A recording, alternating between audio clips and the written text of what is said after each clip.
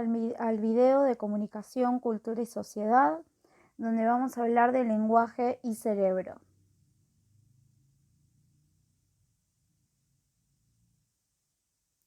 ¿Qué pasa cuando nos comunicamos? Si leemos una oración como patear una pelota, las neuronas relacionadas con la función motora de su pierna y pie se activarán en su cerebro. Del mismo modo, si habla de cocinar algo, las neuronas asociadas con el olor se disiparán.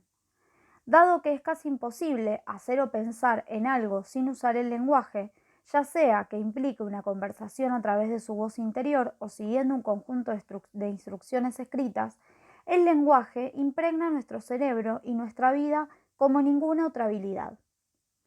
Durante más de un siglo se ha establecido que nuestra capacidad para usar el lenguaje generalmente se ubican en el hemisferio izquierdo del cerebro, específicamente en dos áreas. Por un lado, el área de Broca, que está asociada con la producción y la articulación del habla, y por el otro, el área de Wernicke, asociada con la comprensión. El daño a cualquiera de estas estructuras, causada por un derrame cerebral u otra lesión, puede provocar problemas del lenguaje y del habla o lo que llamamos afasia, una pérdida del lenguaje. Sobre este tema vamos a volver en las siguientes diapositivas y en los siguientes videos. El gran avance de la neurociencia y en este caso de su aplicación en la comunicación humana, o sea de la neurocomunicación, desvela algunos secretos importantes de nuestro cerebro, aunque aún queda mucho para investigar y descubrir. Pero no es tan simple. En la última década, los neurólogos han descubierto que no es tan simple. El lenguaje no está restringido a dos áreas del cerebro o incluso a un solo lado. Y el cerebro en sí puede crecer cuando aprendemos nuevos lenguajes. Tengamos en cuenta que crecer lo decimos de manera metafórica, ¿sí? Hallazgos más recientes muestran que las palabras están asociadas a diferentes regiones del cerebro según su tema o significado. Los neurólogos, con el objetivo de hacer un atlas tridimensional de palabras en el cerebro, escanearon los cerebros de personas mientras escuchaban varias horas de radio. Diferentes palabras desencadenaron diferentes partes del cerebro y los resultados muestran un amplio acuerdo sobre qué regiones del cerebro están asociadas con qué significados de las palabras. Los participantes fueron todos hablantes nativos de inglés que escuchaban inglés. El siguiente paso será ver dónde se encuentra el significado para las palabras que escuchan en otros idiomas y para los bilingües, aunque investigaciones previas ya sugieren que palabras del mismo significado en diferentes idiomas se agrupan en la misma región. Entonces, hablamos de una habilidad compleja. El lenguaje es una parte fundamental de lo que nos hace humanos, junto con otras habilidades cognitivas como el razonamiento matemático y espacial, la capacidad musical, la capacidad de dibujar, la capacidad de formar relaciones sociales, etc. Sin embargo, está mal exagerar la similitud entre el lenguaje y otras habilidades cognitivas, porque ésta se distingue de varias maneras.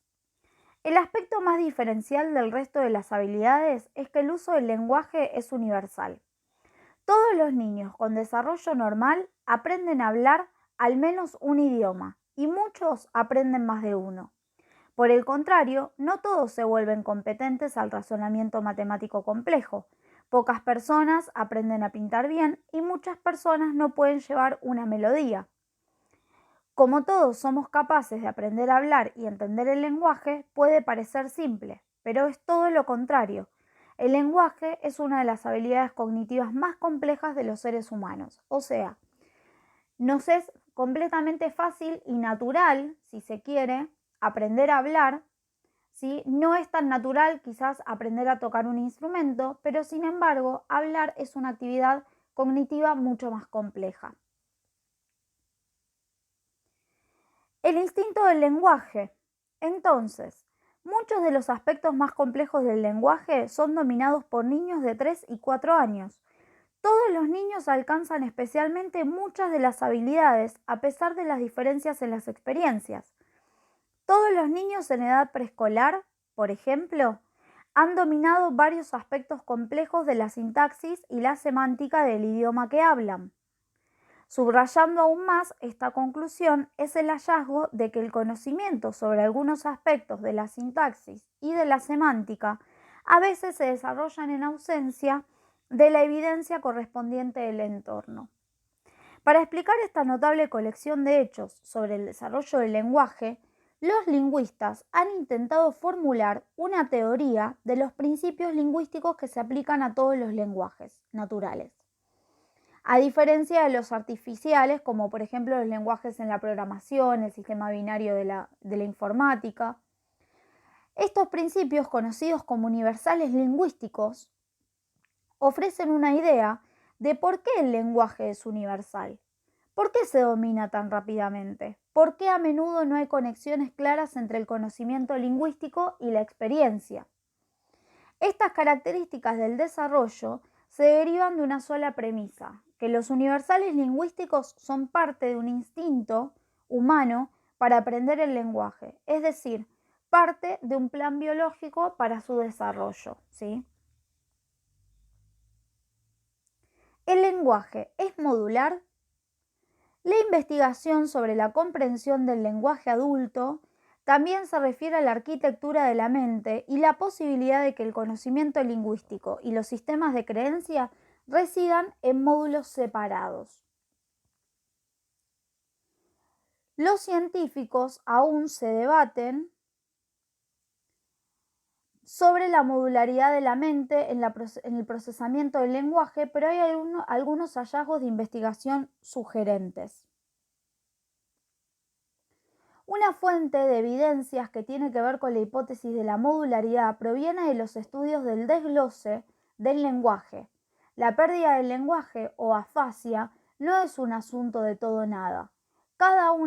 Cuando un área particular del cerebro se ve afectada, el resultado es un patrón complejo de retención y pérdida que a menudo implica tanto la producción como la comprensión del lenguaje.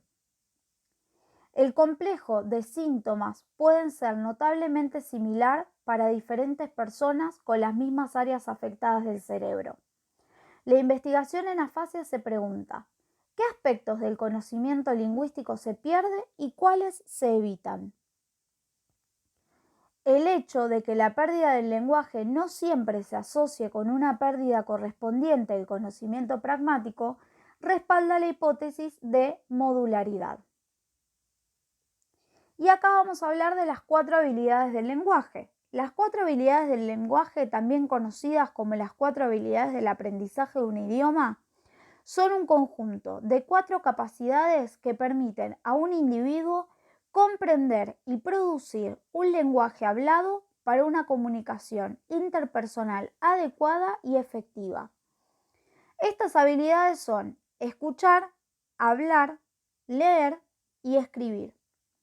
En el contexto de la adquisición de un primer idioma, las 4 habilidades se adquieren generalmente en el orden de escuchar primero, luego hablar y luego leer y escribir si es que se adquiere. En algunos casos solamente se adquiere la capacidad de escuchar y hablar y las capacidades de leer y escribir no se aprenden en toda la vida. Si las personas analfabetas no saben ni leer ni escribir, pero pueden comunicarse. Entonces, escuchar es la primera habilidad lingüística que adquirimos de nuestro idioma nativo. Es lo que se conoce como habilidad receptiva o habilidad pasiva, ya que requiere que usemos nuestros oídos y nuestro cerebro para comprender el lenguaje tal como se nos habla. Es la primera de las 2 habilidades del lenguaje que requieren todos los idiomas naturales, ¿sí? Primero tengo que escuchar. Hablar es la segunda habilidad lingüística que adquirimos en nuestro idioma nativo. Es lo que se conoce como una habilidad productiva o una habilidad activa, ya que requiere que usemos nuestro tracto vocal, nuestro cerebro, para producir correctamente el lenguaje a través de los diferentes sonidos. Por otro lado, tenemos la habilidad de leer. Al igual que con la escucha, es una habilidad receptiva o pasiva, ya que nos exige utilizar nuestros ojos y nuestro cerebro para comprender. Es una de las habilidades lingüísticas artificiales, ya que no todos los idiomas naturales tienen un sistema de escritura, ¿sí? No todas las personas que saben leer, que saben hablar y escuchar, saben escribir y leer. Y por otro lado, y último, tenemos escribir. Como con el habla es una habilidad productiva o activa, requiere que usemos nuestras manos y nuestro cerebro para producir los símbolos escritos que representan nuestro lenguaje hablado, ¿sí? Los signos que forman nuestro idioma, que tienen su correlato con lo que escuchamos o lo que decimos. Junto con la lectura, también es una habilidad artificial, ya que no todos los idiomas naturales poseen un sistema de escritura, ¿sí?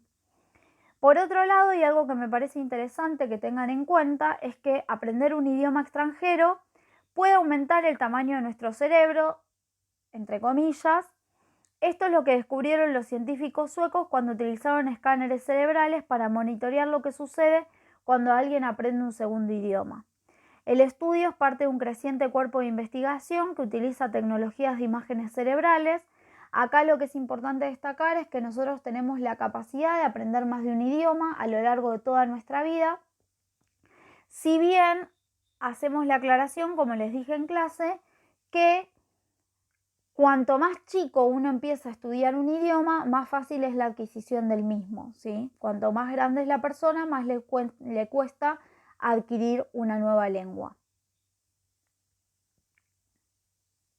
Muchas gracias y nos vemos en el próximo video.